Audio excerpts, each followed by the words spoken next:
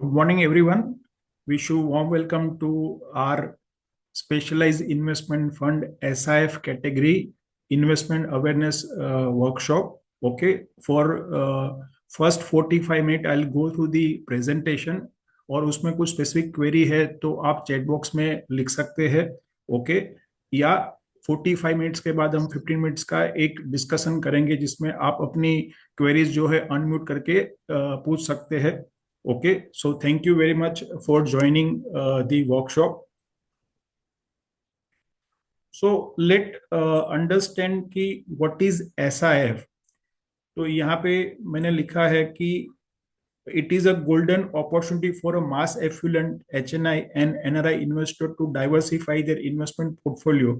The right mix of SIF in the investor investment portfolio reduces portfolio volatility in the short term and increases the portfolio return in the long run. So I understand कि आप सब investor है. Okay, कहीं ना कहीं हम online presentation कर रहे हैं तो मेरा कंट्रोल लिमिटेड है. 45 मिनट्स में प्रेजेंटेशन करूंगा तो मेरा रिक्वेस्ट ये है कि आप अटेंटिव लर्निंग करेंगे या उसको लिसन करेंगे तो आपको क्लैरिटी बढ़ेगी. और उसके बाद कोई स्पेसिफिक क्वेरी होगी तो 45 मिनट्स के बाद हम क्वेश्चन आंसर सेशन करेंगे या आप चैट बॉक्स में क्वेरी डाल सकते हैं. तो लास्ट ईयर सेबी ने एक नई कैटेगरी इंट्रोड्यूस की जो कैटेगरी का नाम है स्पेशलाइज्ड इन्वेस्टमेंट फंड. हम सब इन्वेस्ट करते हैं तो आपको पता होगा कि म्यूचुअल फंड एक पॉपुलर इन्वेस्टमेंट व्हीकल है जिसमें टाइट रेगुलेटरी रिक्वायरमेंट है. ओके, टैक्सेशन एफिशिएंसी है हमारे पास. ओके, और उसके बाद ये हम मिनिमम जो है एज लो एज 1,000 रुपीज से स्टार्ट कर सकते हैं इन्वेस्टमेंट. उसके बाद जो सेकेंड कैटेगरी ऑफ इन्वेस्टमेंट आता है जिसको हम पीएमएस कहते हैं, पोर्टफोलियो मैनेजमेंट सर्विसेज, जिसमें minimum investment ticket size 50 lakh rupees रहती है. और सेकेंड वहां पे है ऑल्टरनेटिव इन्वेस्टमेंट फंड जहां पे मिनिमम इन्वेस्टमेंट जो है 1 करोड़ रहता है. तो कहीं ना कहीं लास्ट 25 ईयर से हम बात करें तो म्यूचुअल फंड इंडिया में एक पॉपुलर व्हीकल है. और पिछले 10 साल से पीएमएस और AIF also getting popular in the HNI segment. But कहीं ना कहीं एक गैप था जहां पे 1,000 रुपये का मिनिमम इन्वेस्टमेंट के बाद सीधा 50 लाख का इन्वेस्टमेंट की रिक्वायरमेंट थी. तो सेबी ने ये गैप को आइडेंटिफाई किया और लास्ट ईयर एक कैटेगरी को इंट्रोड्यूस किया जिसका नाम है स्पेशलाइज्ड इन्वेस्टमेंट फंड, जो हमें best of the both world देता है, जहां पे हमें म्यूचुअल फंड के रेगुलेटरी और टैक्सेशन एफिशिएंसी मिलती है और साथ साथ में जो 50 लाख और 1 करोड़ की टिकट साइज में जो प्रोडक्ट्स है, ओके, उसकी फ्लेक्सिबिलिटी और इन्वेस्टमेंट स्ट्रेटेजी हमें मिलती है. तो ये बहुत इंटरेस्टिंग कैटेगरी है. आई रिक्वेस्ट आप ध्यान से समझिए और कुछ क्वेरीज है तो आप चैट बॉक्स में डाल सकते हैं और 45 मिनट्स के बाद हम लाइव क्यूएनए सेशन करेंगे. तो यहाँ पे म्यूचुअल फंड जो है आपको पता है कि एक ट्रस्ट स्ट्रक्चर है. तो यहाँ पे एमएफ स्कीम है, अभी नया एक इंट्रोड्यूस हो गया आपका एसआईएफ स्ट्रेटेजी. ओके, तो कहने का मतलब है कि यहाँ पे जो स्पेशलाइज्ड इन्वेस्टमेंट फंड है which is brought to you by mutual fund company only. Okay, वहां पे एक एडिशनल जो है नई स्ट्रेटेजी इंट्रोड्यूस की और उसकी मिनिमम टिकट साइज जो है यहाँ पे एसआईएफ में 10 लाख रुपया डिसाइड हुई. ओके, और एसआईएफ स्ट्रेटेजी को हम लॉन्ग शॉर्ट फंड भी कहते हैं. हम डिस्कस करेंगे आगे डिटेल में.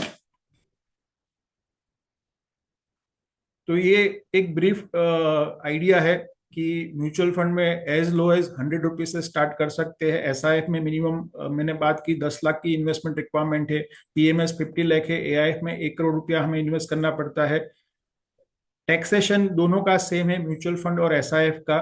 ओके, जबकि यहाँ पे आपका एआईएफ जो है उसमें टैक्सेशन जो है आपका 42.7% है. यानी कि टैक्सेशन एट फंड लेवल जो है यहाँ पे म्यूचुअल फंड और एसआईएफ में एक बहुत बड़ा एडवांटेज है कि आपके फंड मैनेजर जो भी बाई सेल करते हैं और प्रॉफिट जनरेट करते हैं, डिविडेंड रिसीव करते हैं, उसके ऊपर कोई टैक्स नहीं लगता है.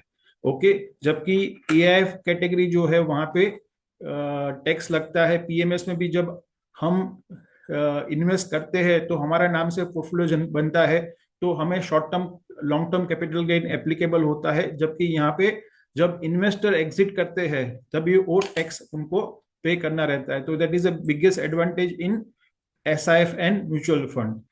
तो यहाँ पे हम डिटेल में डिस्कस करेंगे, बट क्विकली हम बात कर लेते हैं कि म्यूचुअल फंड में जो है हमारा जो एक मैंडेट रहता है वो लॉन्ग ओनली रहता है। म्यूचुअल फंड में एक मैंडेट रहता है लॉन्ग ओनली के, जहाँ पे एक फंड मैनेजर एक पोर्टफोलियो कंस्ट्रक्ट करेंगे, उसको एवरी 6 मंथ उसको पोर्टफोलियो को रिव्यू करेंगे।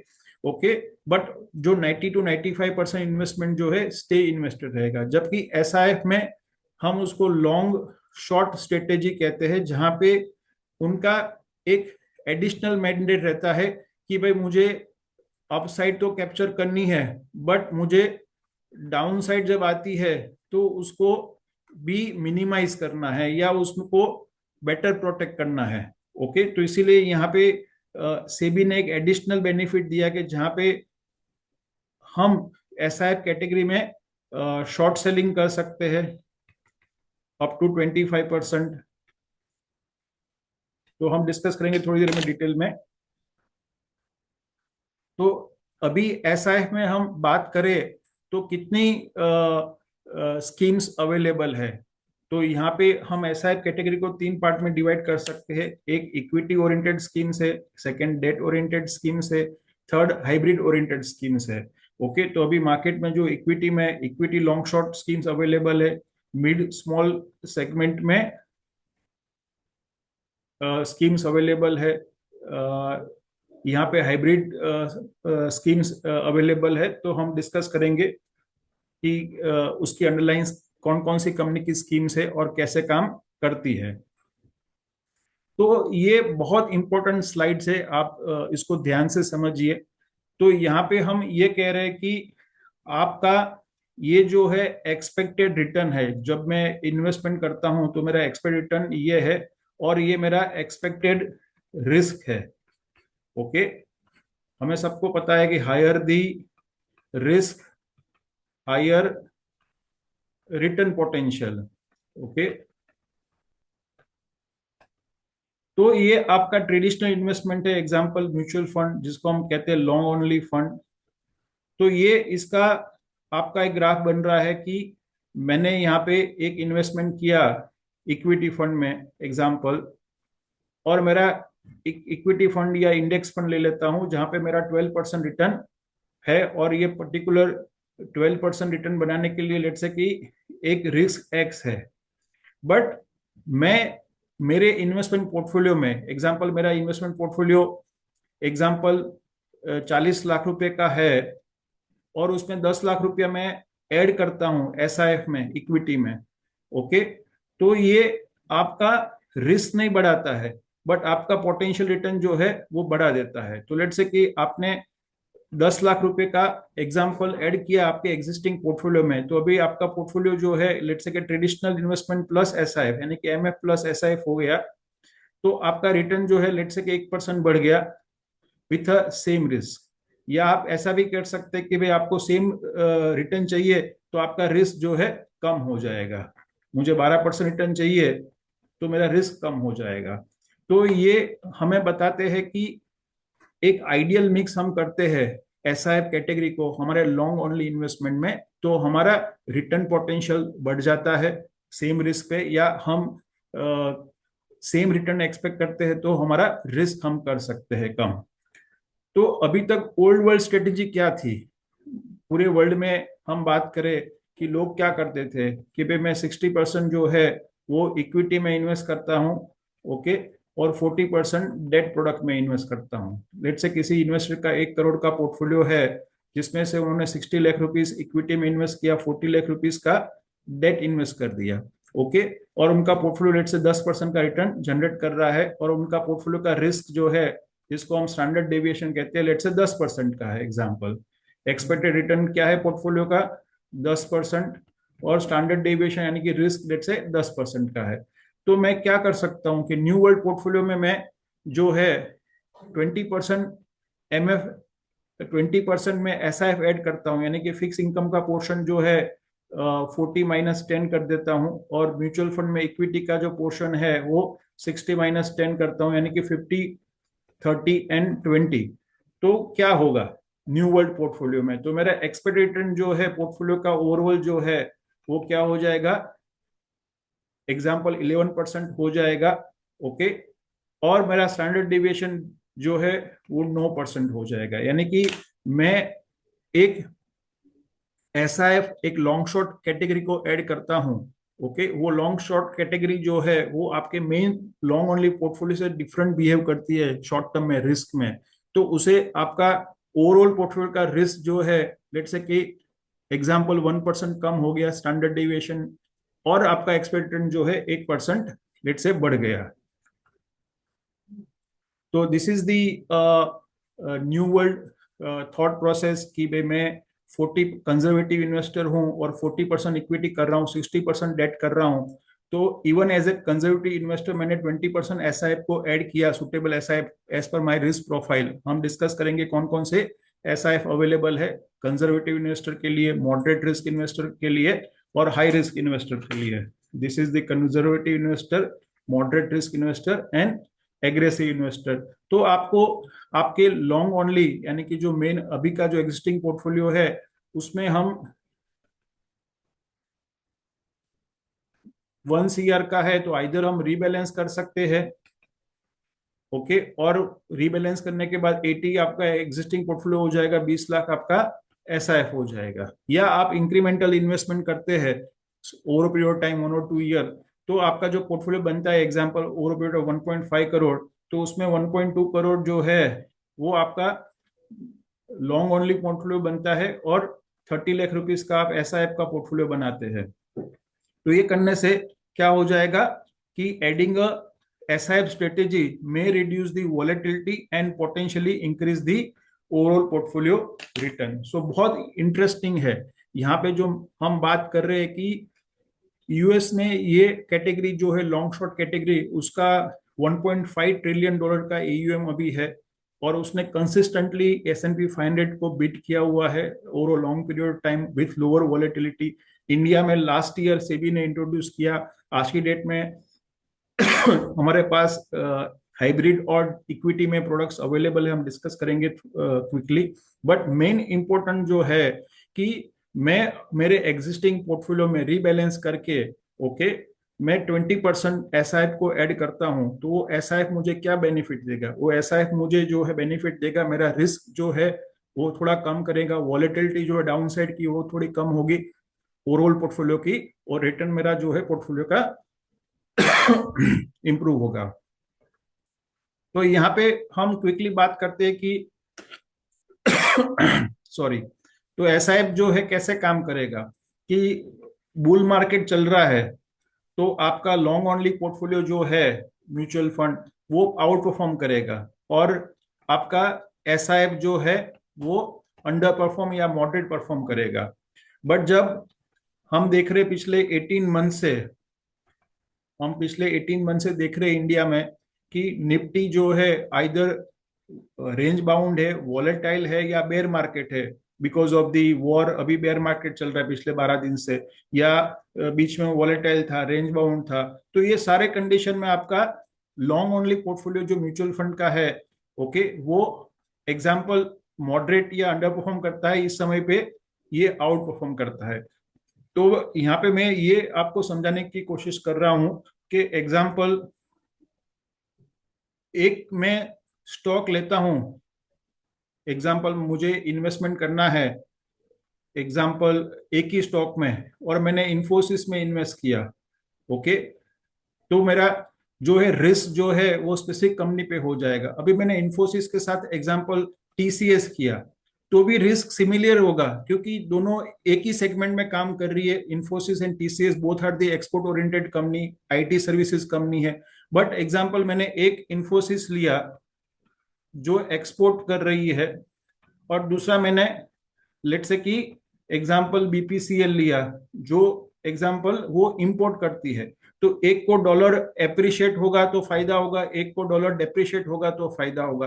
तो क्या हो जाएगा कि दोनों का एग्जाम्पल एक्सपेक्टेड सेम है लॉन्ग टर्म में लेट से कि 12% ओके, बट शॉर्ट टर्म में दोनों की वॉलेटिलिटी ऑपोजिट करेंगे। तो मैंने यहाँ पे इसीलिए हम म्यूचुअल फंड के थ्रू इन्वेस्ट करते हैं, क्योंकि म्यूचुअल फंड में प्रोफेशनल मैनेजर क्या करते हैं, एक 30 to 50 स्टॉक का एक प्रोफेशनल पोर्टफोलियो बनाते हैं। यहाँ पे हम ऐसा एक as a asset class add करते हैं, तो वो फर्दर म्यूचुअल फंड से शॉर्ट टर्म में डिफरेंट बिहेव करता है। ओके, तो उसे हमारा ओवरऑल पोर्टफोलियो की वॉलेटिलिटी कम होती है, हमें एक बेटर रिटर्न मिलता है। यहाँ पे हम बात करें कि स्पेसिफिकली आप कब एसआईपी और कितना ऐड कर सकते हैं। जैसे कि आप 30 to 45 की एज में है, एक्यूमुलेशन फेज में, ओके, तो आप एग्जाम्पल 30 to 40% एसआईएफ ले सकते हैं। कंसोलिडेशन जोन में है तो इवन 50% तक एसआईएफ ले रहे हैं। तो यहाँ पे एसआईएफ जो है वो क्या कर रहा है, तो एसआईएफ के बारे में बात करें तो यहाँ पे एसआईएफ जो है वो एक लॉन्ग शॉर्ट स्ट्रेटेजी है। लॉन्ग शॉर्ट स्ट्रेटेजी का मतलब ये है कि हम डिफरेंट मार्केट के टाइम पे डिफरेंट बिहेव करेंगे। यानी कि मैंने बताया कि एक म्यूचुअल फंड जो है irrespective of market cycle, okay, वो 95 to 100% जो है इन्वेस्टेड रहेगा। बट यहाँ पे फंड मैनेजर जो है एसआईएफ का एग्जांपल इक्विटी का फंड मैनेजर है, ओके, तो वो बुल मार्केट है तो लेट्स से 90% इन्वेस्टेड है, वोलेटाइल मार्केट है तो वो 50% इन्वेस्टेड है, बेयर मार्केट चल रहा है तो वो अपना जीरो भी कर सकता है या 25% नेगेटिव भी कर सकता है। तो मेनली डिफरेंस क्या हुआ कि भाई म्यूचुअल फंड में जो इन्वेस्टमेंट है वहां पे फंड मैनेजर को मैंडेट है कि भाई हमें एक लॉन्ग टर्म के लिए इन्वेस्टमेंट आया है 5-7 साल के लिए, और क्लाइंट जो है वो कहता है कि आप मेरा इन्वेस्टमेंट कंप्लीटली इक्विटी में इन्वेस्ट कर दो। तो 95% इन्वेस्टमेंट इक्विटी में रहता है, 5% रिडम्पशन के लिए या कोई अपॉर्चुनिटी रखता है। बट जबकि यहाँ पे फंड मैनेजर जो है वो मार्केट की कंडीशन देखता है कि बुल है, वॉलेटाइल है, बेयर है, और अपना इक्विटी पोर्टफोलियो को डायनामिकली रिड्यूस कर सकता है। तो ये नेट इक्विटी पोर्टफोलियो की बात कर रहे हैं, नेट इक्विटी पोर्टफोलियो। तो नेट इक्विटी पोर्टफोलियो जो है कैसे होता है, जैसे कि भाई मैं बुल रन चल रहा हूँ, मेरा 90% इक्विटी में है, बट मुझे लगता है वॉलेटिलिटी आ रही है, तो मैं अपना पोर्टफोलियो को 40% पोर्टफोलियो को हेज कर लेता हूँ। हेज का मतलब है कि मैंने पोर्टफोलियो को आर्बिट्राज कर दिया, जहां पे मैंने कैश में जो मेरे पास स्टॉक है उसी का ही मैंने फ्यूचर में सेल कर दिया, जिससे मेरा रिटर्न फिक्स हो जाएगा एवरेज 7% का, जिसको आर्बिट्राज भी कहते हैं या हेज के कहते हैं। तो उसे क्या हो गया, 90 - 40 कर दिया तो मेरा नेट इक्विटी पोर्टफोलियो क्या हो गया, 50% हो गया। तो अभी मार्केट 10% डाउन गया और मेरा नेट इक्विटी पोर्टफोलियो लेट से 50% है, तो मेरा जो है डाउन जो है वो 10% नहीं जाएगा, 5% जाएगा। Okay, so that is the advantage. यहाँ पे दूसरा एडवांटेज होता है शॉर्ट सेलिंग का। म्यूचुअल फंड में वो अलाउड नहीं है, not allowed in MF. Okay, तो शॉर्ट सेलिंग में क्या है कि मुझे लगता है कि पर्टिकुलर स्टॉक जो है वहां पे बेरिश रन आ रहा है, जैसे कि इंडिगो का एपिसोड हुआ दिसंबर में, तो हमें पता चल गया फंड मैनेजर को कि भी यहाँ पे इंडिगो का स्टॉक गिर सकता है। तो फंड मैनेजर जो है even though not owning the stock, वो स्टॉक को सेल कर सकते हैं। यहाँ पे फंड मैनेजर को लगता है 28 फरवरी को जब वॉर स्टार्ट हुई, फंड मैनेजर को लगा कि भाई मैंने मेरा पोर्टफोलियो लेट से 100% हेज कर दिया और मुझे और सेल करना है, तो वो निफ्टी का इंडेक्स जो है वो सेल कर सकते हैं या पर्टिकुलर स्टॉक भी सेल कर सकते हैं, even though stock is not in the portfolio. इसको हम कहते हैं नेकेड शॉर्ट। तो ये सब इंटरेस्टिंग स्ट्रेटेजी है, उसकी वजह से वो रिस्क हमारा शॉर्ट टर्म में कम करता है। वापस मैं यहाँ पे आता हूं, तो फाइनली हम क्या बात कर रहे हैं कि when we add the SIF in our long only portfolio और म्यूचुअल फंड पोर्टफोलियो, तो हमारी ओवरऑल वोलेटिलिटी कम होती है, हमारा डाइवर्सिफिकेशन बढ़ता है, ओके, हमारा ड्रॉ डाउन जो है कम होता है, और हमें यहाँ पे डेरिवेटिव स्ट्रेटेजी से एडिशनल अल्फा जनरेशन की एक बेनिफिट मिलता है। तो मैं आपको एक सिंप्लीफाई कर दूं, अभी मैंने लेटेस्ट नहीं बना पाया हूं, बट लेट्स से कि 1 जनवरी 2026 से 9 मार्च 2026 का निफ्टी जो था वो 8.10% डाउन था, और लेट्स से कि डिविनिटी लार्ज कैप फंड जो है वो 4.69% डाउन था, तो उसने क्या किया, अपनी इक्विटी पोजीशन कम रखी, नेट इक्विटी पोजीशन, तो उसने आपका अल्फा जनरेट किया। तो यहाँ पे मैं आपको एक फैक्ट शीट दिखाता हूँ, इससे आपको क्लैरिटी भी मिलेगी। ओके, तो ये फैक्ट शीट है, तो आप देख सकते हैं फैक्ट शीट में कि यहाँ पे नेट इक्विटी एलोकेशन कितना दिया है, 53%। इसका मतलब क्या है कि फंड मैनेजर ने क्या किया यहाँ पे,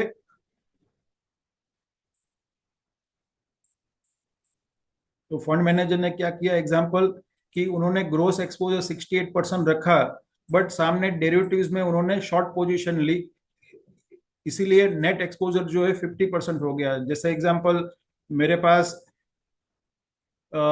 स्टेट बैंक ऑफ इंडिया 3.64% है, ओके, कैश में।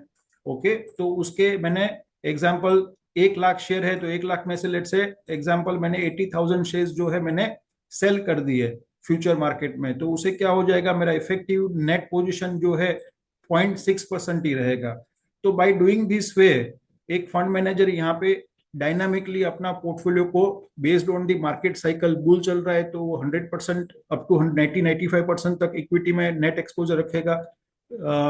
वॉलेटिलिटी है तो वो अपना इक्विटी एक्सपोजर 50% कर सकता है, और उसको लगता है कि हेज करना है, कंप्लीटली बेरिश मोड आ गया है। ओके, तो ये तो 28 फरवरी का है डेटा, एज ऑन 50% वाला।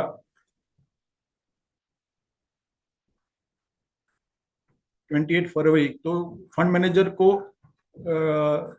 एक डाउट था कि भाई अभी मार्केट जो है वो बुल रेंज में नहीं है, वॉलेटाइल है, तो उसने इक्विटी एक्सपोजर जो है 100 की जगह पे 53% रखा। सो बाय डूइंग दिस वे, वो फंड मैनेजर हमारा डाउन साइड जो है बेटर प्रोटेक्ट कर पाया। तो यहाँ पे हम बात करें, वापस हमारे डिस्कशन में आगे बढ़े, तो मेन हमें एडवांटेज मिलता है कि एसआईएफ जो है उसको हम कहते हैं लॉन्ग शॉर्ट फंड। तो मेन एडवांटेज हमें यहाँ पे ये मिलता है कि जो लॉन्ग ओनली फंड है, जिसको हम ट्रेडिशनल म्यूचुअल फंड या पीएमएस कहते हैं, या डायरेक्ट इक्विटी में इन्वेस्ट करते हैं, तो वहां पे हम एक्रॉस दी मार्केट साइकिल इन्वेस्टेड रहते हैं, जहाँ पे हमारे fund manager actively based on the bull run, volatility, bearish, वो पॉजिटिव 90% से जीरो या नेगेटिव भी अपना एक्सपोजर कर सकते हैं, तो वो अपना रिस्क कम करते हैं, तो हमारा रिटर्न बढ़ेगा। तो ये एक एक्चुअल एग्जांपल है आपके पास, क्योंकि ये 10 लाख की प्रोडक्ट जो है एसआईएफ, वो लास्ट ईयर इंट्रोड्यूस हुई, बट यहाँ पे जो है, 10 मिनट को important message.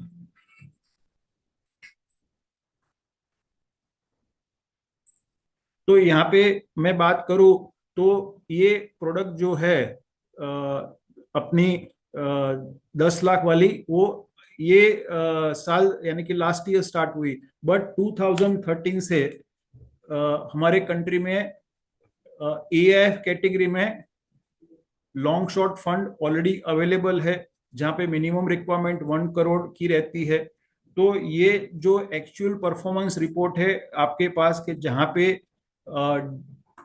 ITI mutual fund, ITI long short fund, यहाँ पे लिखा है data for the ITI long short equity fund, 1 अप्रैल यानी कि 11 अप्रैल को स्टार्ट हुआ था, 31 जनवरी तक का डेटा है।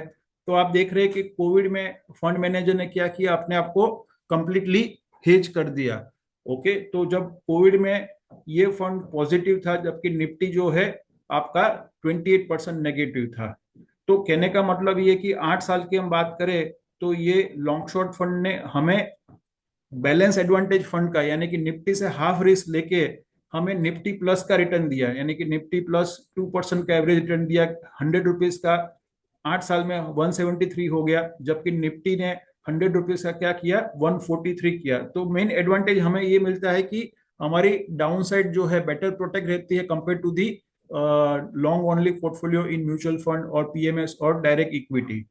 स्पेसिफिक में बात करूं, तो यहाँ पे जनवरी 23 से लेके सितंबर 24 तक एक ट्रेंडिंग बुल मार्केट था, तो निफ्टी ने 42% रिटर्न दिया, वो पीरियड में 100 का 142 हुआ, जबकि लॉन्ग शॉर्ट स्ट्रेटेजी ने 100 का 144 किया।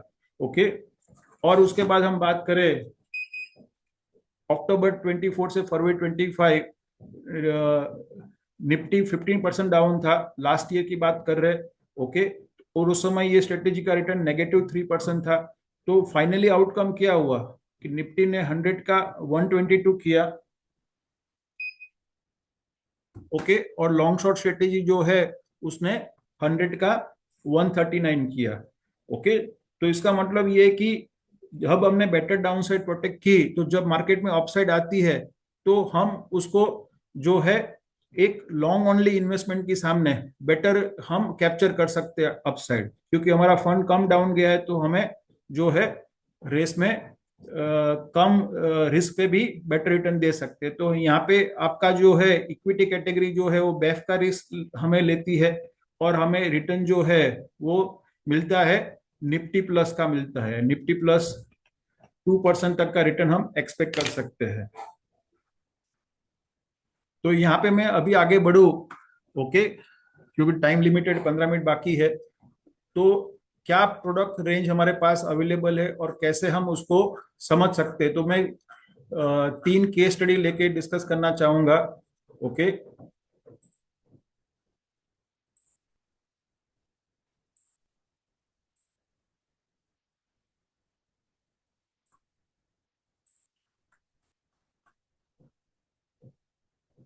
तो यहाँ पे मैं 3 केस स्टडी अलग अलग लेना चाहूंगा।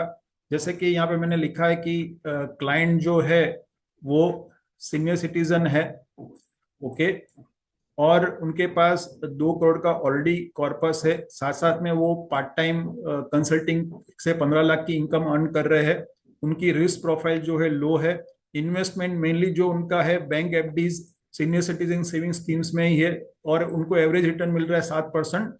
और उनको टैक्स पे करना पड़ रहा है उनके इन्वेस्टमेंट पे 30%, तो उनका एवरेज रिटर्न कितना आ रहा है 5%। तो उनका कंसर्न क्या है कि he is worried about the low return and higher taxation. तो कहीं ना कहीं आज की डेट में हम देखेंगे कि ये मोस्ट ऑफ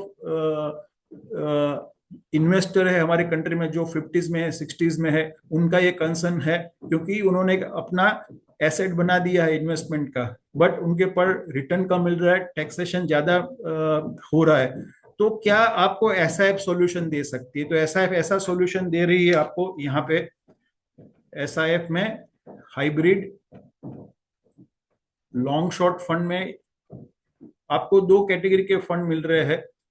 ओके, या हम कह सकते हैं कि एक ऐसी कैटेगरी जो है पहली जिसमें रिस्क आपका एफडी या बॉन्ड का ही है। ओके, आपका रिस्क एफडी या बॉन्ड का रहेगा, आप रिस्क नहीं लेते हैं एक्स्ट्रा। ओके, तो आपका रिस्क एफडी या बॉन्ड का रहेगा, और रिटर्न भी आपका बॉन्ड का ही रहेगा 7%, बट टैक्स एफिशिएंसी आपको मिलेगी।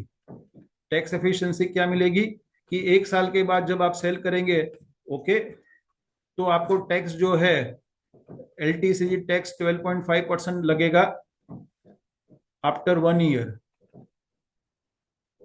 तो यहाँ पे सिर्फ हमारा एडवांटेज है कि हम रिस्क जो है एफडी या बॉन्ड का ले, रिटर्न हमें एफडी या बॉन्ड का मिल रहा है, बट टैक्स एफिशिएंसी हमें जो है डेट में 30%, एफडी में या बॉन्ड में 30% टैक्स लग रहा है, जबकि यहाँ पे मुझे 12.5% टैक्स लग रहा है। सेकंड, मुझे यहाँ पे मैं थोड़ा लो प्लस रिस्क लेता हूँ।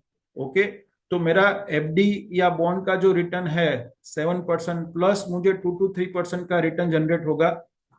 ओके, यहाँ पे ये फंड में 50% बॉन्ड्स में इन्वेस्ट होगा, और 50% जो है उसमें ग्रोस एक्सपोजर इक्विटी का रहता है, बट उसमें हेजिंग डेरिवेटिव अलग अलग स्ट्रेटेजी यूज होती है, अलग अलग डेरिवेटिव्स की इनकम जनरेटिंग स्ट्रेटेजी यूज होती है, और ये सब स्ट्रेटेजी की वजह से आपका नेट इक्विटी एक्सपोजर जो है, नेट इक्विटी वो मैक्सिमम 15% रहता है। ओके, और ये जो हम अलग अलग डेरिवेटिव स्ट्रेटेजी यूज करते हैं, कवर्ड कॉल है, स्ट्रेडल, स्ट्रेंगल, स्पेशल सिचुएशंस, तो उसे हमें क्या मिलता है, एडिशनल 3% रिटर्न मिलता है। तो बॉन्ड में मुझे 7% मिल रहा है, यहाँ पे 3% मिल रहा है। तो मैं 2 साल के लिए इन्वेस्ट करता हूँ तो मैं 10% का रिटर्न एक्सपेक्ट कर सकता हूँ, और साथ साथ में टैक्स एफिशिएंसी मेरी क्या हो जाएगी, वो 12.5% टैक्स पे करना है। तो डबल एडवांटेज हुआ कि भाई मैं यहाँ पे रिस्क जो है वो लिटिल हायर लेता हूँ, लिटिल मार्केट रिस्क लेता हूँ, 10 to 15% नेट इक्विटी एक्सपोजर है। मैं फंड मैनेजर को अलाउ करता हूँ कि अलग अलग इनकम जनरेटिंग डेरिवेटिव स्ट्रेटेजी है वो फंड मैनेजर यूज करता है, और उसे फंड मैनेजर 2 साल के होराइजन में 10% का एवरेज रिटर्न अर्न करता है। ओके, और उसमें टैक्स एफिशिएंसी हमारी 12.5% हो जाती है। तो ये मैं आपको बात करूँ, तो यहाँ पे ये फंड जो है उसमें इन्होंने ये बताया हुआ है कि कैसे 12.4 उन्होंने बैक टेस्ट किया हुआ है। और बैक टेस्ट में यहाँ पे आपको बता रहे हैं कि आपका एवरेज रोलिंग रिटर्न क्या होगा। तो आप 2 साल का आपका इन्वेस्टमेंट होराइजन होना चाहिए प्रोडक्ट के लिए। ये प्रोडक्ट का नाम है अल्टीवा। ये प्रोडक्ट जब इंट्रोड्यूस हुई थी अक्टूबर 2025 में, तो 300 करोड़ का एयूएम था। ये प्रोडक्ट इतनी पॉपुलर हो रही है mass affluent, senior citizen, HNI investor में, तो आज ये प्रोडक्ट में 3000 करोड़ का एयूएम है। सो 300 करोड़ से लेके 3000 करोड़ का AUM just in 6 month. Okay, और ये प्रोडक्ट ने आज इतनी वॉलेटिलिटी के बाद भी, ये इसकी एनएवी जो है 10 रुपए की थी 2025 अक्टूबर में, आज 2000 आज की हम बात करें तो भी 10.2 की एनएवी चल रही है। इसका मतलब ये प्रोडक्ट ने नेगेटिव रिटर्न नहीं दिया, इवन इवन तो इतनी वॉलेटिलिटी है। तो यहाँ पे हम ये एक्सपेक्ट कर रहे हैं कि आपका रिटर्न जो है एवरेज कितना आपको मिलेगा, 10% की। उनकी जो बैक टेस्टेड पूरी लास्ट 10 ईयर का किया है उसमें 10% का रिटर्न आप एक्सपेक्ट कर रहे हैं। ओके, तो ये एक इंटरेस्टिंग प्रोडक्ट है जो अपने एफडी के इन्वेस्टर है, और वो एफडी के इन्वेस्टर चाहते हैं कि भाई मैं थोड़ा लिटिल मार्केट रिस्क लेता हूं जहां पे डेरिवेटिव से इनकम जनरेशन होगी। ओके, और 2 साल का मेरा इन्वेस्टमेंट होराइजन है, तो मैं 10% का एक टारगेट रिटर्न अर्न कर सकता हूँ। Okay, which is a 2 to 3% higher than the FD. और साथ साथ में मुझे टैक्स जो है 12.5% पे करना होगा। जब आप सेल करेंगे तभी 12.5% टैक्स पे करना है। So this is a very interesting product for a HNI mass affluent investor, those are looking for a low plus risk. उसके बाद मैं आगे बढ़ू यहाँ पे डिस्कशन में, तो और कौन सी प्रोडक्ट हमारे पास अवेलेबल है जहाँ पे एक दूसरा मैं केस स्टडी लेता हूँ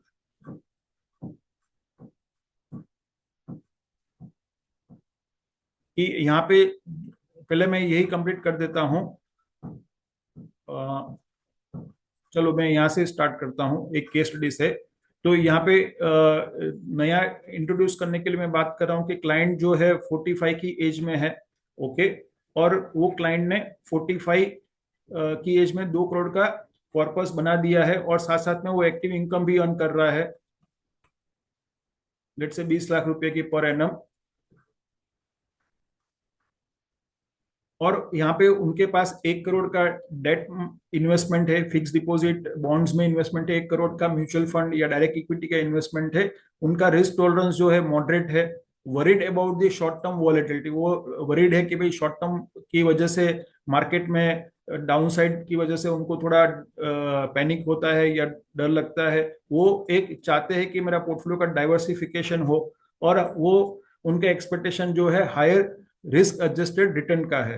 तो जैसे मैंने बताया कि यहाँ पे हम लॉन्ग शॉर्ट इक्विटी में इन्वेस्ट करते हैं। तो लॉन्ग शॉर्ट इक्विटी में क्या होगा, फंड मैनेजर जो है वो मार्केट के साइकिल के हिसाब से, मार्केट के साइकिल के हिसाब से वो इक्विटी एक्सपोजर जो है -25% से लेके +95% कर सकता है। वो बेरिश है, ओके, तो -25% भी कर सकता है net equity exposure. Okay, volatile है तो 50% भी रख सकता है। बुलिश चल रहा है मार्केट, ट्रेंडिंग बुल रन, तो 95 कर सकता है। तो उसे क्या हो जाएगी कि वो आपको बेटर डाउन साइड प्रोटेक्ट करेगा। यानी कि हम बात करते हैं कि लास्ट 1 मार्च से लेके 13 मार्च के बीच में, let's say Nifty example 10% down गया। Okay, large cap MF let's say कि 9% एवरेज डाउन गए, कैटेगरी की बात कर रहा हूं।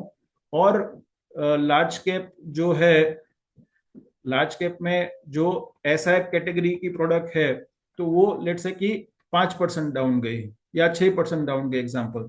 तो क्या हुआ, म्यूचुअल फंड ने अल्फा दिया, 1% आपका डाउन साइड बचाया, बट आपका यहाँ पे 4% डाउन साइड बचाया। तो मेन यहाँ पे एडवांटेज ये होता है कि लॉन्ग शॉर्ट कैटेगरी के फंड जो है वो इक्विटी कैटेगरी में वो बेटर डाउन साइड प्रोटेक्ट करते हैं, और उसकी वजह से जो है जब मार्केट चलता है तो फंड मैनेजर जो है उसको रिटर्न बनाने के लिए इतना टेंशन करने की जरूरत नहीं, क्योंकि मैंने ऑलरेडी मेरा डाउन साइड प्रोटेक्ट किया हुआ है। तो हम ये कह सकते हैं यहाँ पे जो इक्विटी कैटेगरी के फंड जो रहेंगे, ओके, लॉन्ग शॉर्ट में जो इक्विटी कैटेगरी के फंड रहेंगे वो प्रैक्टिकली एक बैलेंस एडवांटेज फंड का रिस्क लेते हैं, और आपको रिटर्न जो है ये 5 साल की प्लस की बात कर रहा हूँ, 5 ईयर प्लस की बात कर रहा हूँ, जहां पे आपका एक्सपेक्टेड रिटर्न जो है, ओके, रिटर्न आप जो है निफ्टी 50 प्लस 2 to 3% एक्सपेक्ट कर सकते हैं। So that is the biggest advantage of the long short fund. जैसे मैंने बताया कि जब आप ऐड करते हैं आपके पोर्टफोलियो पे, तो ओवरऑल पोर्टफोलियो की रिस्क कम होता है और ओवरऑल पोर्टफोलियो की जो है रिटर्न हमें बढ़ता है।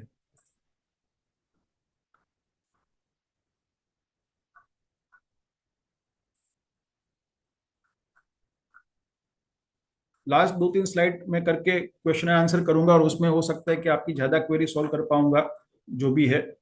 तो देखिए, आज हमारी कंट्री में हम बात करें तो सेबी का स्टेटिस्टिक है कि लास्ट 5 ईयर में, कोविड के बाद लास्ट 5 ईयर में ऑलमोस्ट 5 लाख करोड़ का एफ एंड ओ मार्केट में रिटेल इन्वेस्टर ने लॉस किया है, ओके। और वही लॉस जो है किसको प्रॉफिट में हुआ है, तो गवर्नमेंट को और एक्सचेंज को हुआ है, ओके, विच इज अप्रोक्सीमेटली उन्होंने टैक्सेस और चार्जेस लिए होंगे एक्सचेंज और गवर्नमेंट ने। तो वो करीबन करीबन लेट से 1 लाख करोड़ का होगा। तो 4 लाख करोड़ जो है इंस्टीट्यूशनल इन्वेस्टर ने अर्न किए, और उसमें से एक ही इंस्टीट्यूशनल इन्वेस्टर ने 50,000 करोड़ अर्न किया। तो जब आप एसआईएफ में इन्वेस्ट करते हैं तो आपका फंड मैनेजर जो है वो इंस्टीट्यूशनल इन्वेस्टर है।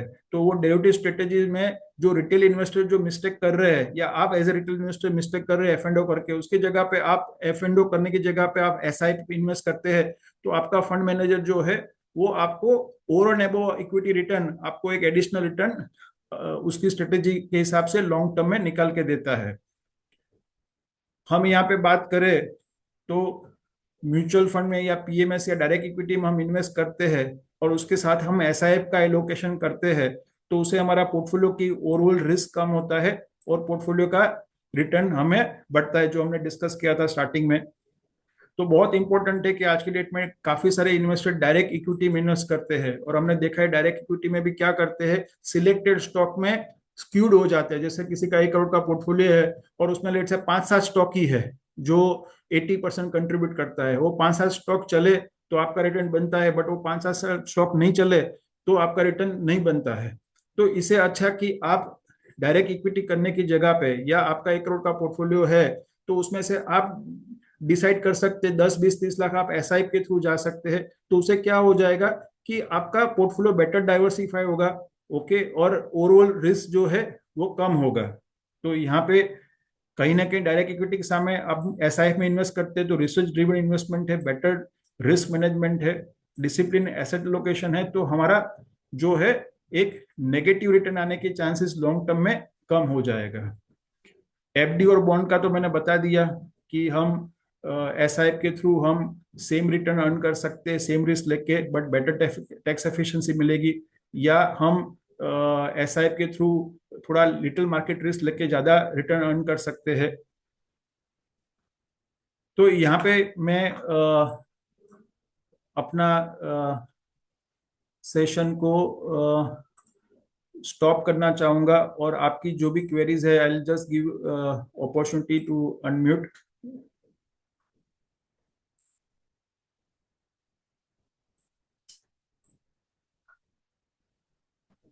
ओके, तो यहाँ पे मैंने आपको अपॉर्चुनिटी दी है अनम्यूट करने की, तो आप क्या कर सकते हैं कि अनम्यूट करके आपका जो भी क्वेश्चन है पूछ सकते हैं। तो नेक्स्ट 15-20 मिनट्स हम, यस सर, निखिल जी आप बोलिए। सर ये आप बताइएगा कि मल्टी कैप मल्टी एसेट जो फंड होते हैं, हम्म। ओके, उसके सामने ये कैसे वर्क करेगा? क्योंकि मल्टी एसेट में उनके पास पूरी चॉइस है, small cap, large cap, okay, और ये साइड पे गोल्ड भी वो लोग इन्वेस्ट कर सकते हैं, आर्बिट्राज भी कर सकते हैं। तो उसके सामने ये अगर SIF रहेगा तो हम्म। अगर सपोज मेरा एक पोर्टफोलियो है 40 लाख का, तो मैं हम्म। मल्टी मल्टी कैप में डाल रहा हूँ, हम्म। ओके, और 10 लाख रुपया मैं इसमें डाल रहा हूँ। हम्म। तो मेरे को लग रहा है कि इसकी कोई जरूरत नहीं है। व्हेन वी आर और giving such a liberty to multi asset fund manager, hmm. Do you think that SIF will help? देखिए, आज हम मल्टी एसेट को इसीलिए आप नहीं, मोस्ट ऑफ इन्वेस्टर जो है प्रिफर कर रहे हैं बिकॉज ऑफ कि गोल्ड और सिल्वर ने बहुत आउट परफॉर्म किया लास्ट 1-2 साल में, इसीलिए वो ओवरऑल रिटर्न बहुत अच्छा बन गया है। तो क्या हो जाता है कि हमने देखा है कोई भी एसेट क्लास जब उसकी जो मीन होता है उसे बहुत ज्यादा आउट परफॉर्म करती है, तो नेक्स्ट 3 साल में वो अंडर परफॉर्म करती है। ओके। तो आज आपको ये दिख रहा है कि समझो कि मल्टी एसेट्स जो है उसमें एक अच्छा रिटर्न बिना 20-25% हर एक फंड मैनेजर ने गोल्ड सिल्वर में इन्वेस्ट किया होगा।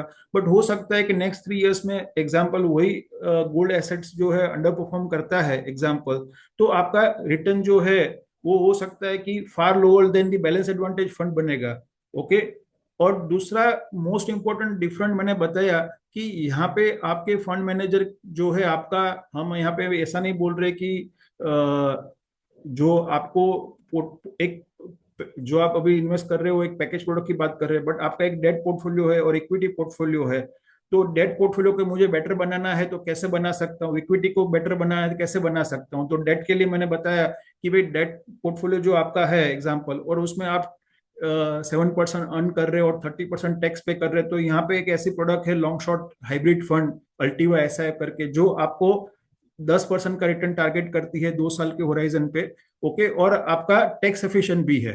ओके। नाउ सेकंड मेरा इक्विटी पोर्टफोलियो है एग्जांपल, तो उसके लिए भी मेरे पास ऐसा प्रोडक्ट अवेलेबल है लार्ज कैप में, फ्लेक्सी कैप में, ओके, या small and mid cap category में, जो मुझे मेरे फंड मैनेजर जो है टाइमिंग करते हैं, वो सिर्फ फुल्ली इन्वेस्टेड नहीं रहेंगे 95-100%, वो टाइमिंग करेंगे कि मुझे नेट इक्विटी एक्सपोजर 95 रखना है, 80 रखना है, 60 रखना है, 50 रखना है, या जीरो करना है। ओके।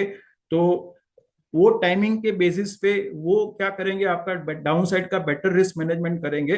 तो हम ये कह रहे हैं कि जब आप 20%, जो स्टार्टिंग में हम डिस्कस किया कि जब हम 20% हम एलोकेशन करते हैं हमारे पोर्टफोलियो में, ओके, ऐसा है का डेट में हमने डेट कैटेगरी के हाइब्रिड फंड में इन्वेस्ट किया, इक्विटी में इक्विटी कैटेगरी के फ्लेक्सी या लार्ज कैप या मिड स्मॉल में इन्वेस्ट किया, तो by constructing this portfolio 80% your long only portfolio and 20% ऐसा है, तो उसे क्या बेनिफिट होगा, जो मैंने पहले बताया कि आपकी पोर्टफोलियो की ओवरऑल वोलेटिलिटी कम होगी 1% example compare to your existing portfolio, और आपका पोर्टफोलियो का 1% एग्जाम्पल रिटर्न बढ़ेगा। सो मेरे हिसाब से तो कहीं ना कहीं जो एसेट क्लास ने आउट परफॉर्म किया है पास्ट में, ओके, उसके मीन से बहुत अच्छा किया है, तो it is time for partly exit from that asset class, okay, and invest in asset class which is the under performing. तो आज की डेट में मुझे कोई पूछे कि यहाँ से लेके 3 साल के बाद क्या होगा, तो 3 साल के बाद ये होगा विच is a most high probability कि जो गोल्ड सिल्वर में आपने पैसा कमाया है उसमें से 50% भी आप विड्रॉ कर लेते हैं, और ये कंडीशन में वही 50% आप इक्विटी में इन्वेस्ट कर देते हैं एग्जाम्पल। ओके। तो चांसेस है कि आपको इक्विटी जो है फार बेटर आउट परफॉर्म करेंगे 3 साल के बेसिस पे। ओके हाँ सर, बोलिए मेरा सर। यही क्वेश्चन है कीरू भाई कि हाँ बोलिए। अगर देखो, जो फ्लेक्सी मल्टी एसेट वाला जो मैनेजर है, हम्म। उसको तो ये पूरा पता है कि गोल्ड सिल्वर में बहुत बढ़ोतरी हुई है, हम्म। तो इसकी वजह से ये बहुत हाई परफॉर्मेंस है, 20%, 22% हम्म। दिया है। तो हम्म। वो भी गोल्ड बेच के अपना वो इक्विटी में, लार्ज कैप में डाइवर्ट कर देगा ना? मिनिमम होती है as per requirement, SEBI guideline के हिसाब, जब मैं मल्टी एसेट पोर्टफोलियो इन्वेस्ट करूंगा ना, तो उसके प्रोस्पेक्टस जो होता है उसमें लिखा होता है कि मिनिमम मुझे इतना गोल्ड में रखना है, मिनिमम इतना सिल्वर में रखना है, उसकी रेंज होती है, लेट्स से 10-20% रेंज है। ओके। तो मैं उससे कम नहीं जा सकता हूँ। बराबर है। तो मैं ये नहीं कह रहा हूँ कि ये अच्छा नहीं है। बट मैं ये कह रहा हूँ कि यहाँ पे आपका मल्टी एसेट ने परफॉर्म किया है, 40 लाख आपने समझो 20 लाख इन्वेस्ट किया था, उसकी वैल्यू 40 लाख हो गई है। तो इट इज अ टाइम के भाई 10 लाख में वहां से विड्रॉ करके मैंने एक इक्विटी पोर्टफोलियो ले लिया एसआईएफ में। तो 3 साल के बाद जो है आपको, जब हम डिस्कस करेंगे तो आप मुझे कहेंगे कि मेरा overall portfolio compare to multi asset जब हम देखेंगे तो वॉलेटिलिटी कम रहेगी और रिटर्न जो है 1-2% ज्यादा रहेगा। So that is my okay. thought process. I okay. am just asking you to move your 20% portfolio only, not 100%। हम उस आपके existing portfolio replace करने की बात नहीं कर रहे हैं। Okay sir. Okay, Okay, thank you. thank you thank you very केवल much। भाई, थैंक यू। और कोई question? I request please unmute and ask the question। अभी सर जब आपने हम स्विच कर हाँ बोलिए सर। हेलो हाँ बोलिए। जब हम 95% से -25% कर सकते हैं, हम्म। तो जो टैक्सेशन का क्या होगा, जो सेल करेंगे उसका? Very good question. तो हमने स्टार्टिंग में बताया कि आपका जो एसआईएफ कैटेगरी जो है it is a part of the mutual fund. Okay. तो ये हमने स्टार्टिंग में, मैं फिर से एक बार बता देता हूँ, इनकेस आपने लेट ज्वाइन किया है, किसी ने भी लेट ज्वाइन किया है, तो हम ये बता रहे हैं कि आपका एसआईएफ जो है वो best of the both world offer कर रहा है। एमएफ की tight regulatory aspect, taxation efficiency, और यहाँ पे जो एआईएफ और पीएमएस की जो फ्लेक्सिबल इन्वेस्टमेंट स्ट्रेटेजी है उसका कॉम्बिनेशन ऑफर कर रहा है। तो हमने बताया कि म्यूचुअल फंड जो है एक ट्रस्ट है, और ये ट्रस्ट में दो स्ट्रेटेजी रन होगी। अभी ऑलरेडी एमएफ की स्ट्रेटेजी हो रही है, अभी नया एसआईपी की स्ट्रेटेजी आपकी ऐड हो जाएगी। ओके। तो अभी क्या है कि सेबी ने यहाँ पे 10 लाख की लिमिट फिक्स की है, इसीलिए सेबी ने क्या बताया कि भाई आप सेम ब्रांड नेम नहीं यूज करेंगे, क्योंकि इन्वेस्टर को कुछ डिफरेंट समझ में आना चाहिए। तो एडलवाइज है तो वो अल्टीवा नाम से कर रहा है, एसबीआई है तो उसने मैग्नम नाम से किया कि भाई SBI magnum by SBI mutual fund. तो मैं आपको जस्ट बताऊं तो ये आपके सामने ही है कि भाई magnum hybrid long short fund कौन है, एसबीआई म्यूचुअल फंड।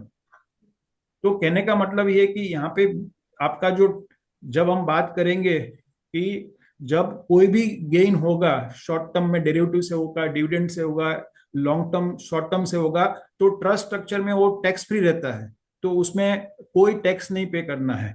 ओके। तो आपका मेन एडवांटेज वही है कि टैक्सेशन जो हम बात कर रहे थे इनिशियल डिस्कशन में, कि हमें कोई टैक्सेशन जो है हमें फंड लेवल पे नहीं करना है, जबकि एआईएफ में फंड लेवल पे टैक्सेशन लगता है। सेकंड, दूसरा जो है, आप पीएमएस में भी जब बाई सेल करते हैं आपके फंड मैनेजर, तो आपके डिमेट अकाउंट में बाई सेल होता है, तो आपको short term long term capital लगता है, एज वेल एज डिविडेंड जो आता है उसके ऊपर टैक्स लगता है। तो ये आपको सिर्फ और सिर्फ जो है जब आप सेल करते हैं, ओके, तो हाइब्रिड फंड है या इक्विटी फंड, दोनों में ऐसा है कि 1 साल के बाद आपको 12.5% टैक्स लगेगा।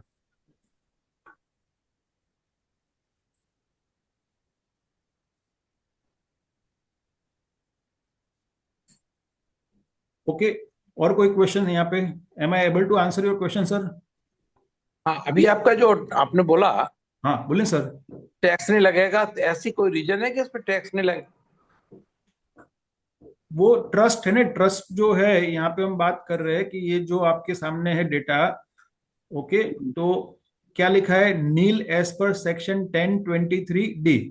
तो ये सेक्शन के हिसाब से आपको फंड लेवल पे कोई टैक्स नहीं लगता। जैसे आप सिंपल बात करते हैं, फंड फंड लेवल नहीं, इनकम के ऊपर, इसमें सोचे इनकम जनरेट होगी उस पर टैक्स लगेगा? नहीं लगेगा। नहीं लगे। मैं आपको एक एग्जांपल देता हूँ समझाने के लिए। देखिए,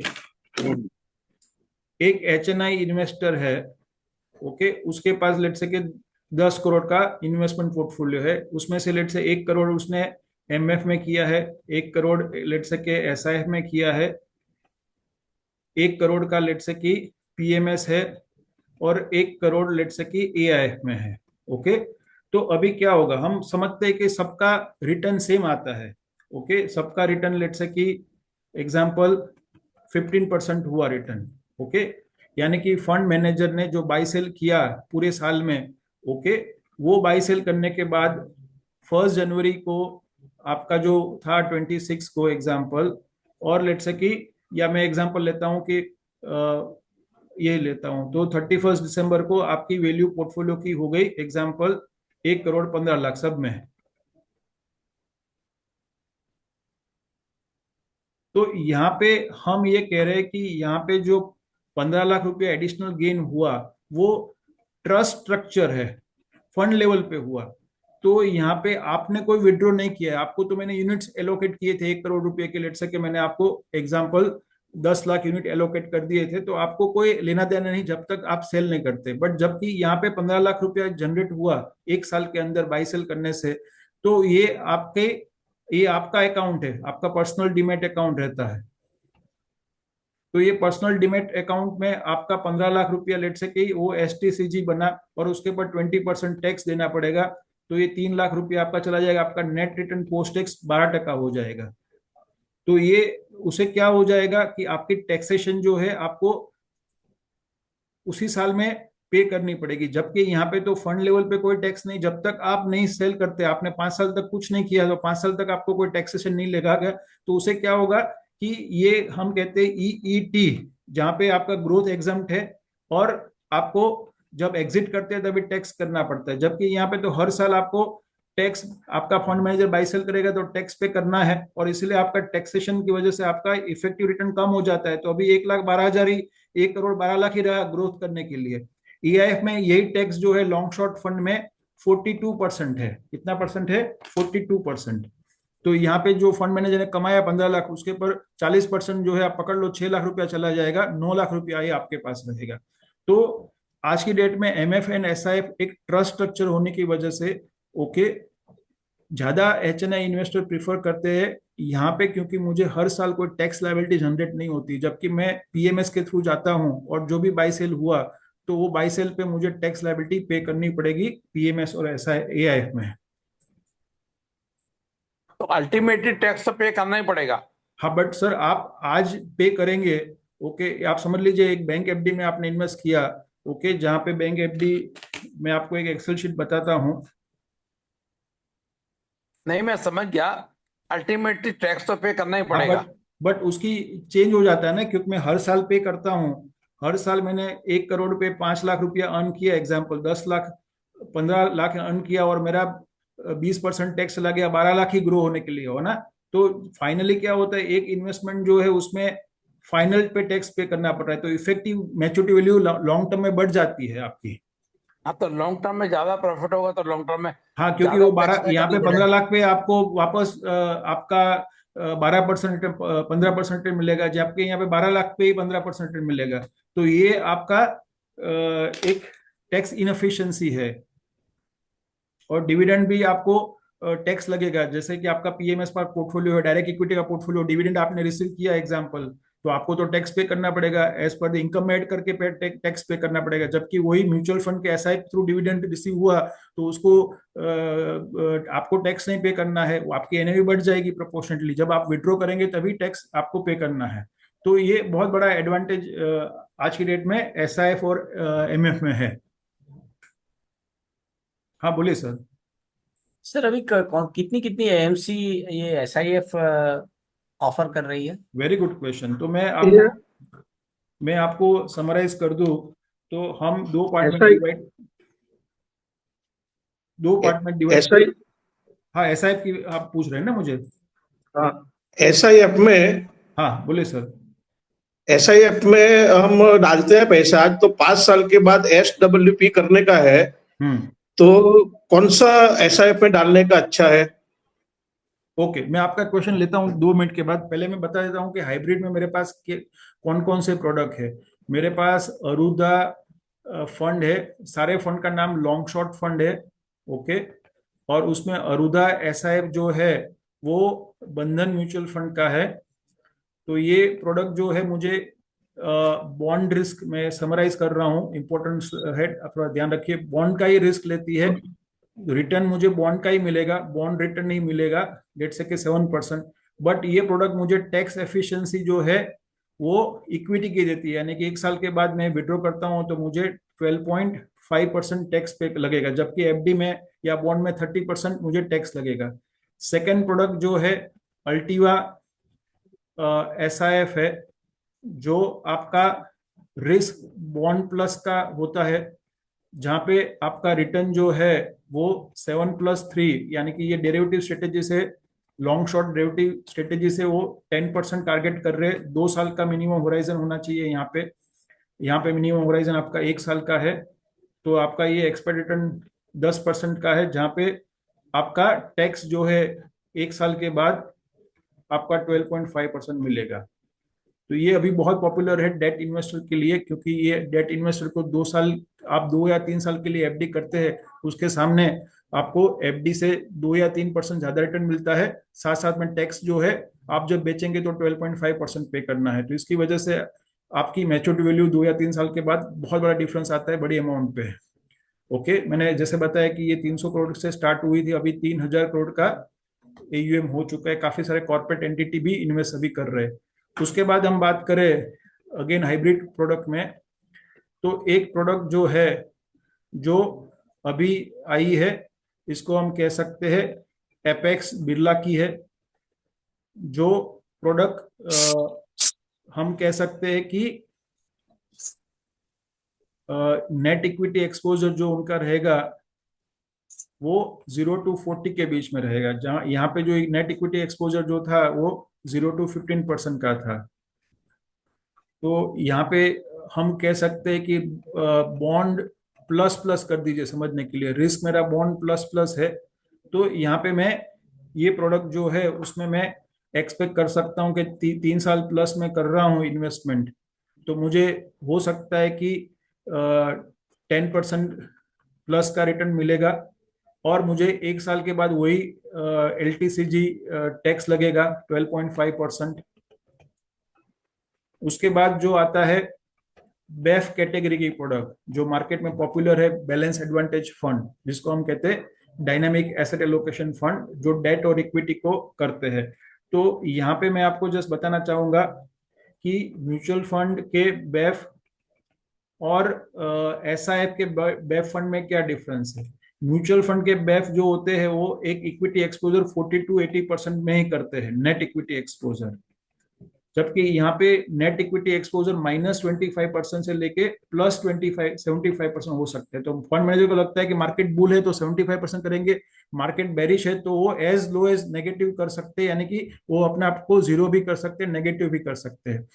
यहाँ पे काफी सारी जो है नो डेरिवेटिव स्ट्रेटेजीज, लिमिटेड हम कह सकते हैं लिमिटेड डेरिवेटिव स्ट्रेटेजी अलाउड रहती है, जबकि यहाँ पे जो AIF PMS में जो सब एडवांस डेरिवेटिव स्ट्रेटेजी होती है वो अलाउड होती है, डेरिवेटिव स्ट्रेटेजीज, जिससे वो एडिशनल इनकम जनरेट कर सकते हैं, जैसे कवर्ड कॉल किया, पेयर ट्रेड किया, straddle, strangle, okay, special situations. तो ये काफी सारा उसमें अवेलेबल रहता है। तो यहाँ पे ऐसा AMC कह रही है कि भाई आप बेफ का रिस्क लेके, ओके, यहाँ पे हम क्या कर सकते हैं, बेफ +1-2% रिटर्न जनरेट कर सकते हैं। तो लेट से बेफ जो है 11 से 12% रिटर्न जनरेट कर रहे हैं, ओके, लॉन्ग टर्म में 3 to 5 years के होराइजन में म्यूचुअल फंड में, तो आप वही पैसा यहाँ पे शिफ्ट करते हैं, ओके, तो आपका सेम रिस्क में आपका बेफ से ज्यादा रिटर्न बनेगा 1 or 2%, ओके, यानी कि 12-13% बनेगा, क्योंकि जो स्ट्रेटेजीज डेरिवेटिव स्ट्रेटेजी अलाउड नहीं है बेफ में, वो सारी स्ट्रेटेजी यहाँ पे हम अलाउ कर सकते हैं सेबी की गाइडलाइन के हिसाब से। तो उसी वजह से उनका रिटर्न जो है एक्सपेक्टेड बढ़ जाएगा, सेम रिस्क बेफ का but extra return 1 or 2%, okay. तो ये हमने हाइब्रिड की बात कर दी, जहाँ पे बेफ स्ट्रेटेजी में हमारे पास 2 फंड है, एक टाटा का टिटेनियम फंड है, टिटेनियम SIF बाय टाटा। ये सारे जितने SIF आए हैं वो सबका प्रायर एक्सपीरियंस है लॉन्ग शॉर्ट AIF मैनेज करने का। तो सेबी ने कंडीशन रखी है कि भाई आपके पास SIF जब लॉन्च करेंगे तो कोई ना कोई आपके पास एक्सपीरियंस होना चाहिए, इधर आपके पास वो long short AIF fund manage करने का एक्सपीरियंस है 5 साल से ज्यादा, या आपने जो लॉन्ग शॉर्ट फंड मैनेजर जो है वो हायर किए है मार्केट से। जैसे कि एग्जांपल कोई नया फंड आया, एग्जांपल में बात करूं कि बंधन, तो उनके पास वो फंड नहीं था, तो उन्होंने एक long short AIF fund manager जिसके 5 साल का एक्सपीरियंस है, मिस्टर नीलेश शाह करके, उनको हायर किया। तो they must have to hire the additional fund manager जिनके पास वो एक्सपीरियंस होना चाहिए जिससे वो एक रिजल्ट दे सके लॉन्ग शॉट का। और यहाँ पे आईसिप करके है आईसीआईसीआई का। ओके, तो दो फंड हमारे पास वेब कैटेगरी में है। इक्विटी कैटेगरी की बात करूं, ओके, तो इक्विटी कैटेगरी में हमारे पास लार्ज कैप में डिविनिटी एसआईएफ है, जो आईटीआई म्यूचुअल फंड का है, जिनके पास ऑलरेडी 8 साल का लॉन्ग शॉट एआईएफ फंड का एक्सपीरियंस है।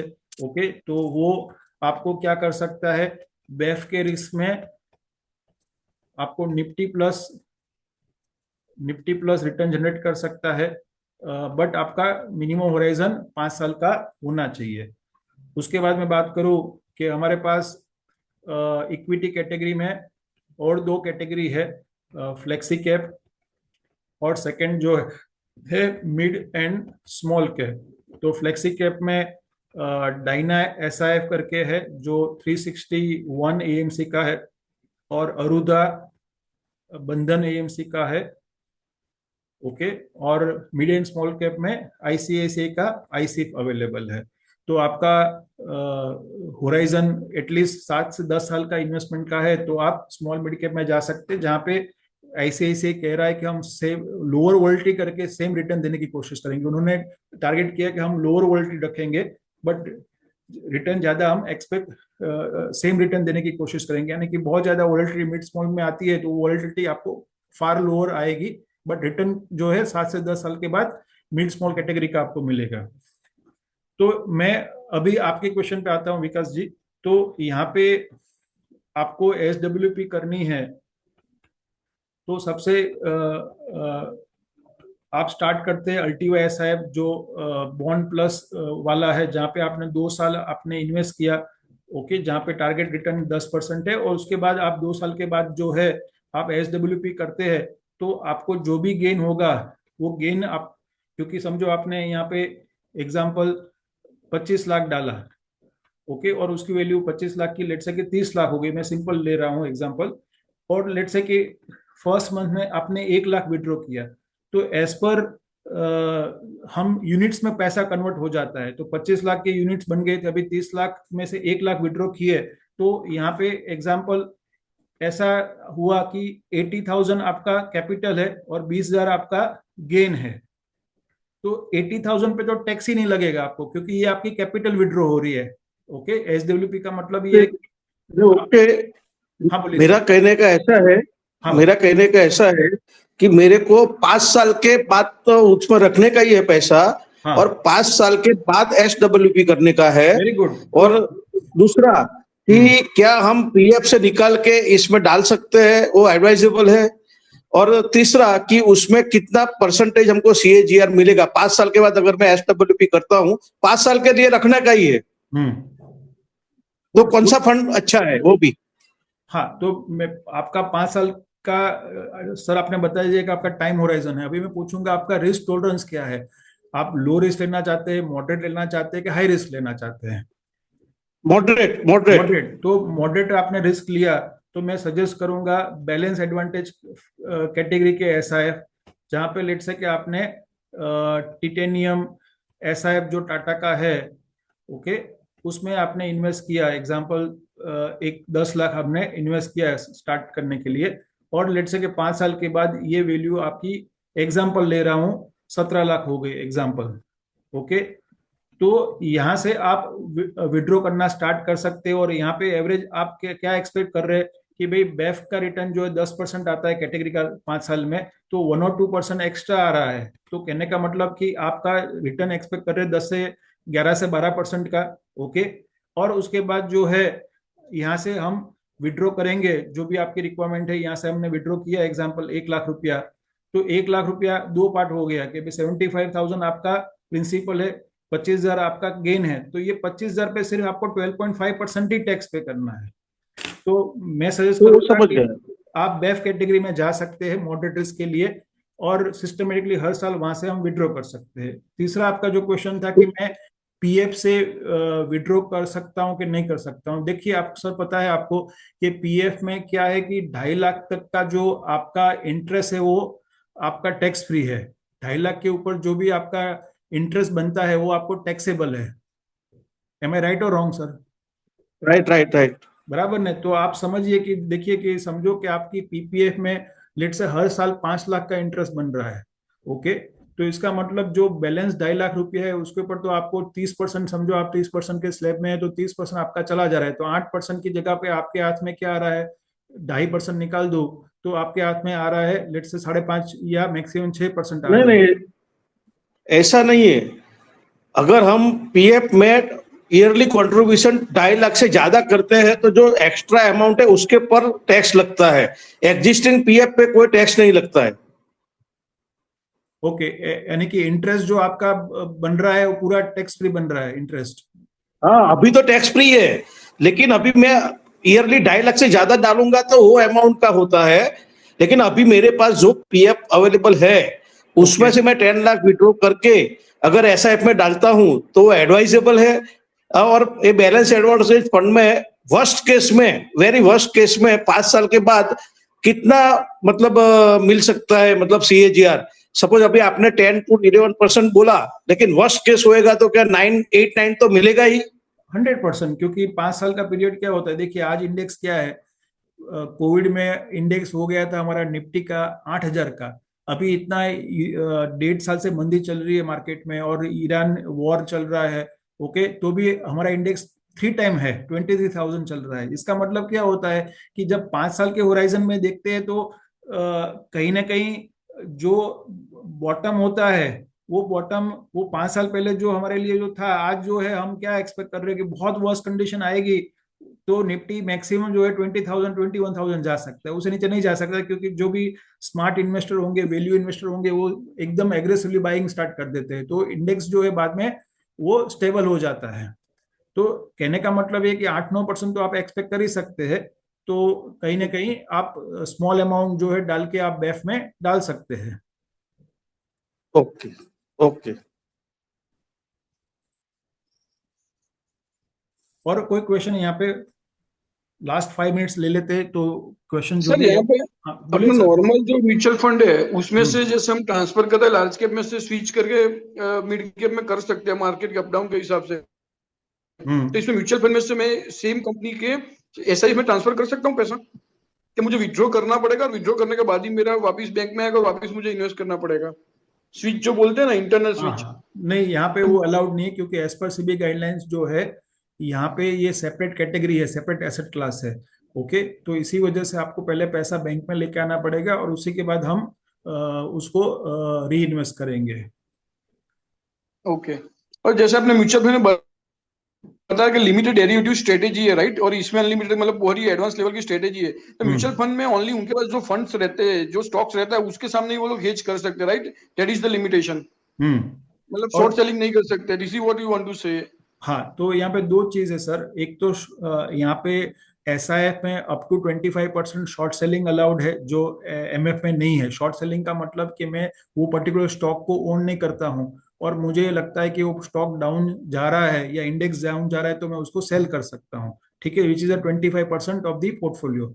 सेकंड ये होता है कि आप समझिए सर, म्यूचुअल फंड में क्या है कि जो थॉट प्रोसेस है वो लॉन्ग ओनली की है। लॉन्ग ओनली की मतलब ये कि आप देखेंगे तो गूगल सर्च करके भी कि भाई अभी net equity exposure mutual fund का इक्विटी में कितना है सारे फंड मैनेजर मिला के, तो you will surprise that it will you will get 95% plus. Okay, तो इसका मतलब ये है कि फंड मैनेजर ये कहते हैं कि मुझे इन्वेस्टर ने मैंडेट दिया है इक्विटी का, तो मेरा पैसा किस में रहेगा? सिर्फ इक्विटी में रहेगा। सिर्फ 5% रखूंगा रिडम्पशन के लिए या कोई अपॉर्चुनिटी मिलती है। ओके, तो वो फंड मैनेजर कोई भी कंडीशन में अपना इक्विटी एक्सपोजर जो है 90-95 से कम नहीं करेगा, क्योंकि उसको डर लगेगा कि मार्केट चलेगा और मैं अंडर परफॉर्म करूंगा कैटेगरी से, इंडेक्स से। जबकि यहाँ पे फंड मैनेजर जो एसआईएफ का रहेगा वो ऐसा नहीं सोचेगा। वो सोचेगा कि भाई मुझे दो मैंडेट दिए हैं, एक लॉन्ग का भी है और एक शॉर्ट का। शॉर्ट का मतलब मुझे डाउन साइड प्रोटेक्ट करनी है मेरे इन्वेस्टर की, फंड की। तो उसके लिए वो अपना इक्विटी एक्सपोजर जो है नेट, वो अपना 90% से 50 भी कर सकता है, 30 भी कर सकता है, 0 भी कर सकता है, नेगेटिव भी कर सकता है। तो वो डायनेमिकली अपना पोर्टफोलियो को, इक्विटी एक्सपोजर को आर्बिट्राज करके और शॉर्ट सेलिंग दोनों करके वो नेट कर सकता है। ओके, तो मैंने एक एग्जांपल दिया, फिर से मैं बताता हूँ कि डिविनिटी करके जो फंड है, तो उसके फंड मैनेजर का जो 28 फरवरी की जो फैक्ट शीट है, तो उसमें उन्होंने अपना नेट इक्विटी एक्सपोजर कितना रखा है, 53%। ओके, उनका ग्रोस इक्विटी एक्सपोजर जो है एज पर सेबी गाइडलाइन उनको 65% रखना पड़ता है। ग्रोस इक्विटी एक्सपोजर, इक्विटी का टैक्सेशन के लिए कितना रखना पड़ता है, मिनिमम 65+।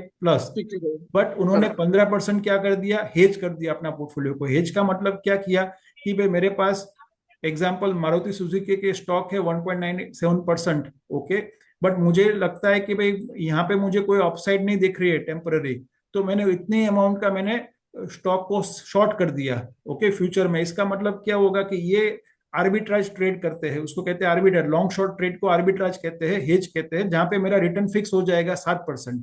अभी मार्केट में कैटेगरी भी है जहां पे रिटेल इन्वेस्टर क्या करते हैं कि भाई बॉन्ड में इन्वेस्ट करता हूं तो मुझे 7% मिलता है, एफडी में 7 मिलता हूं तो मुझे इक्विटी का टैक्सेशन चाहिए 1 साल के बाद, तो वहां पे हम आर्बिट्राज कैटेगरी कहते हैं कि जहां पे क्या करते हैं कि लॉन्ग हम जो है मारुति सुजुकी का स्टॉक लेते हैं, एग्जांपल प्राइस है 100 की, और उसका 1 साल का हम फ्यूचर शॉर्ट कर देते हैं तो उसकी प्राइस होगी 107 की। मैं सिंपलिसिटी में एक साल का बताता हूं। तो उसे क्या होता है कि जो मैंने 7 रुपए का प्रॉफिट लॉक कर दिया है, तो मैं 1 साल तक खड़ा रहूंगा तो मुझे एफडी का रिटर्न मिलने वाला है। तो ये हर महीने मुझे जो है 7/12 करके मुझे ऑलमोस्ट 0.5% के हिसाब से, 0.6% के हिसाब से मुझे रिटर्न मिलता है। तो 0.6 इंटू 12 करूंगा तो ऑलमोस्ट 7% का रिटर्न आता है, क्योंकि ये जो डिफरेंस होता है आर्बिट्राज में वो इंटरेस्ट रेट का डिफरेंस होता है कि भाई आज इंटरेस्ट रेट मार्केट में 7% चल रहे हैं, तो वो कैश मार्केट की प्राइस और फ्यूचर की प्राइस देखेंगे तो ऑन एवरेज 6 to 7% का डिफरेंस होता है। जबकि लॉन्ग का फंड मैनेजर होगा वो अपना इक्विटी एक्सपोजर 50% करेगा ही नहीं। क्यों? क्योंकि उसको हमने मैंडेट दिया है लॉन्ग करने के लिए, तो वो अपना पोर्टफोलियो ऑलमोस्ट 95 to 90% ही रखेगा। तो कहने का मतलब ये है कि यहाँ पे फंड मैनेजर एक्टिव है, डायनामिक कॉल लेता है, वॉलेटिलिटी ज्यादा है तो अपना इक्विटी एक्सपोजर कम कर देता है, ओके, जिससे आपका डाउन साइड बेटर प्रोटेक्ट कर सके, ओके। तो ये सब चीजें जो है हमें किस में नहीं मिलती है, म्यूचुअल फंड में या पीएमएस में या डायरेक्ट इक्विटी में नहीं मिलती है। Correct, got it. और सर इसमें एक्सपेंस रेशियो कितना रहेगा? तो ये डेरिवेटिव का एक्स्ट्रा रहेगा, same as a mutual fund आपका, same as mutual. Okay okay, thank you. Okay, last एक क्वेश्चन ले लेते हैं उसके सर उसके बेंचमार्क क्या होगा ऐसे इसमें। ऐसे?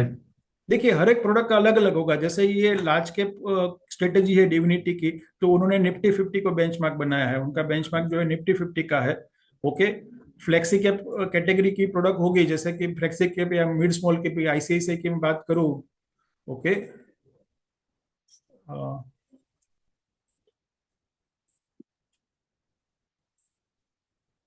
तो ये आईसीआईसीआई